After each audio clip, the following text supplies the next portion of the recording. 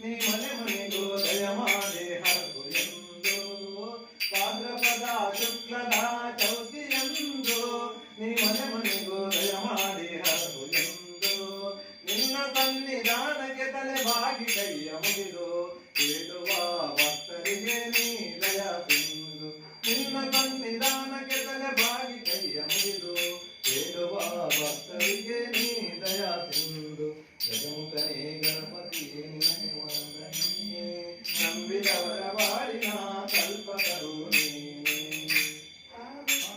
ಈರೇಳು ಲೋಕದ ಅನುದಿನ ಪ್ರಿಯಪರದ ಸಾಧನಕ್ಕೆ ನೀನೆ ಕಾರಣ